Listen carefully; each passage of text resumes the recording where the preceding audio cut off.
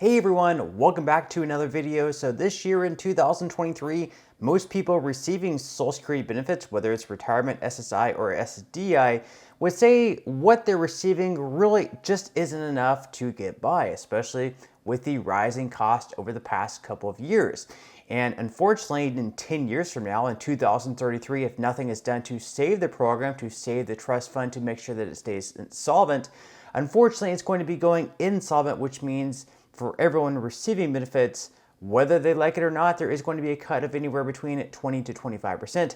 And rather than put a great effort into saving the program and making it even better for everyone receiving it, you really won't believe what they're doing instead, or maybe you will believe it. But before we go ahead and dive into the main content of today's video, if you wouldn't mind helping me out real quickly by just giving this video a like, that just helps out with the good old YouTube algorithm, and also consider subscribing to my channel if you have not already. Okay, so once again, as we mentioned on this channel several times over the past few months, unfortunately the trust fund for Social Security is slowly going insolvent, and it's probably just going to be speeding up over the next few years.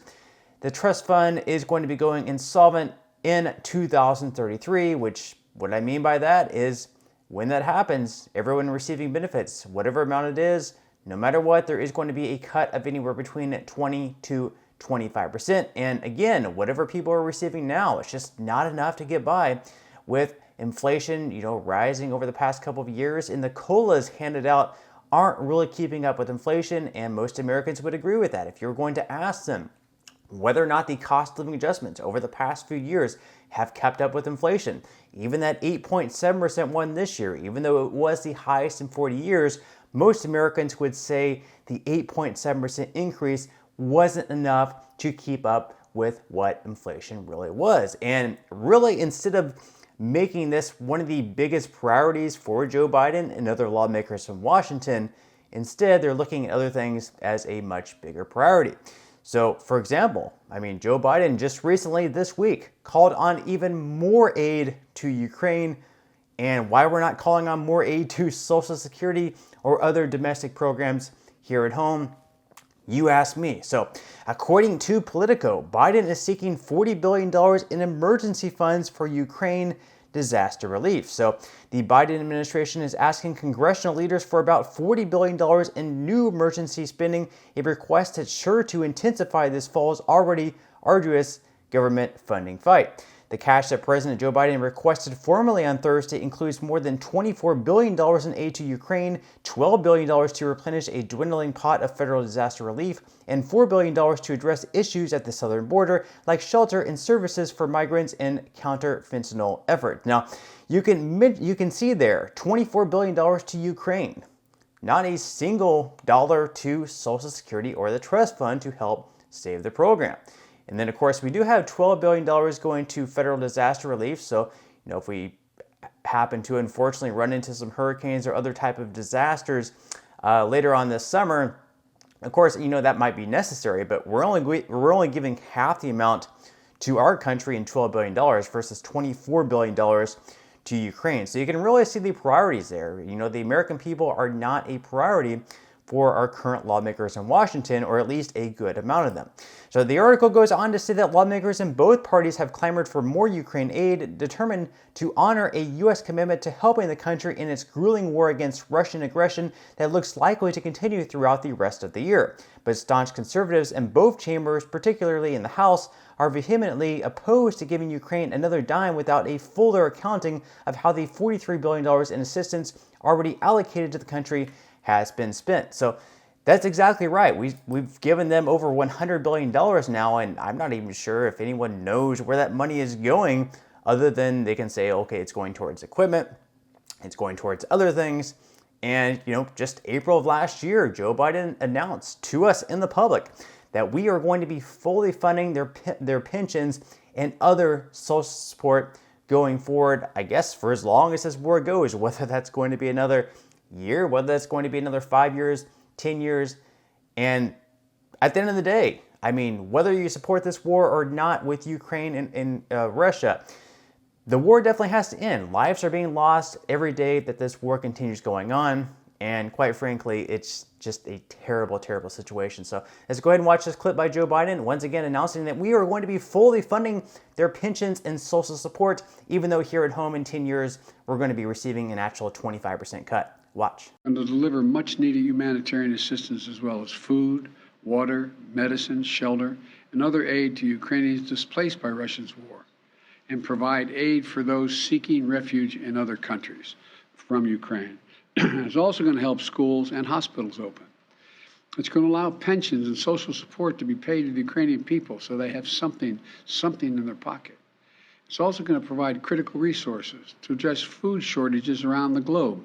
So again, here at home, most Americans receiving Social Security benefits would say the payments are not enough in 2033, yet instead of spending this money that we're sending over to Ukraine, sending it to the trust fund to make sure that it stays solvent for a longer period of time, or doing something about the Social Security trust fund, what are we doing? Well, we're just sending more money over to Ukraine and other countries. Now, two things can absolutely be true at once here. We can want to support Ukraine in this war for Russian aggression and make sure that Ukraine stays, well as a country and they can fight off Ukraine and we can end this war, and we should be taking care of them.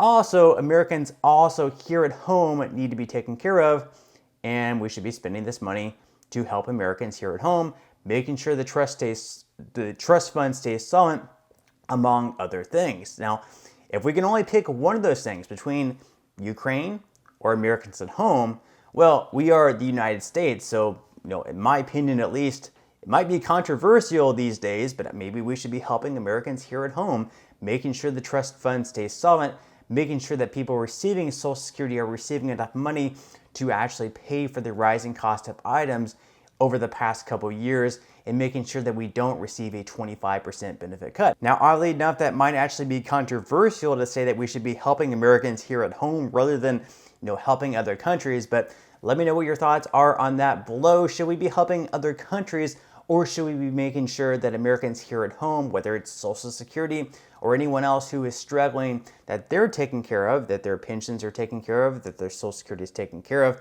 everything else? Let me know what your thoughts and comments are below. Now, in some other news, of course, we have some big events happening over the next couple of months, other than the Social Security COLA that's going to be determined on October 12th. Of course, we also have a looming shutdown by the federal government coming up if they're not able to fund the government in all 12 appropriation bills by September 30th. We could have a shutdown coming up on October 1st. So right now, the main disagreement is the core issue is how much money the government should spend next year. Under the debt ceiling deal reached by McCarthy and Biden, Republicans agreed to raise the debt ceiling in exchange for keeping funding flat for most domestic spending programs, which would amount to an inflation-adjusted cut. But since then, senior Republicans have again pushed for more cuts, citing inflation as a reason to cut government spending. Now, you can see this chart here on the screen. This is especially alarming. This year, in 2023, we are spending $857 billion just on our interest payments for the debt that we have. So this absolutely needs to be a top priority by our government as well. Other than making sure that the trust fund stays solvent, we need to make sure that our national debt goes down much lower than where we are currently at $32 trillion. Because if we're spending $857 billion and close to $1 trillion per year just on the interest of our debt, I mean, think what we could be funding instead of spending $1 trillion on interest per year. If we were able to funnel $1 trillion of money into the Social Security Trust Fund every year instead of interest, well, guess what? We wouldn't be having that cut of 20 to 25% in 2033. We could fund other really great programs to help Americans out. But instead of that, we're just going into more debt. We're paying more interest on the principal of our debt. And this is just something that absolutely needs to get under control. But we're definitely going to keep everyone updated here on that whole government shutdown situation. Again, September 30th, next month, I'm sure they're going to just kick the can down the road in usual United States politics fashion. But that's all we have for today's video. I certainly hope that you enjoyed. If you did, again, I would greatly appreciate if you could give this video a like. Consider subscribing to my channel if you have not already, and I will see you in the next video.